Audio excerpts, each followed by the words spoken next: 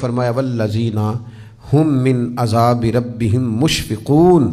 وہ اپنے رب کے عذاب سے ہمیشہ ڈرتے ہیں، وہ ڈرتے رہتے ہیں، ان کو بڑا ڈر لگتا ہے۔ وہ کہتے ہیں عدل کریں تے تھر تھر کمبن، اونچیاں شانہ والے، وہ ڈرتے ہیں۔ اور اللہ فرماتا ہے انا عذاب ربہم غیر مأمون، بے شک ان کے رب کا عذاب نہ ڈر ہونے کی چیز بھی نہیں، ڈرنا بھی چاہیے۔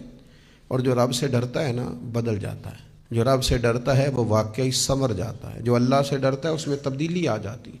اور میرا رب کریم اسے اجر بھی دیتا ہے۔ نبی پاک علیہ السلام نے فرمایا اگر تمہاری آنکھ سے اللہ کے خوف سے اتنا بھی آنسو کا قطرہ نکل گیا جتنا مچھر کا پر ہوتا ہے، تو جس طرح بھینس کے تھنوں سے نکلا ہوا دودھ دوبارہ بھینس کے تھنوں میں نہیں نہ جاتا، اس طرح جو اتنا بھی رو لے اللہ کے خوف سے کہ مکھی کے یا مچھر کے پر کے برابر آنسو نکل جائے، وہ بندہ دوزخ میں بھی نہیں جائے گا۔ بندوں سے ڈرتے پھرتے ہیں، برادری سے ڈرتے پھرتے ہیں، قبیلے سے ناراض نہیں ہونا، کچھ لوگ اولاد سے بھی ڈرتے ہیں، سیاستدان ووٹروں سے ڈرتے ہیں، بڑے بڑے بڑے بڑے لوگ بڑے بڑوں سے ڈرتے ہیں، لیکن اگر سنورنا چاہتے ہیں، بدلنا چاہتے ہیں تو پھر رب سے ڈریں۔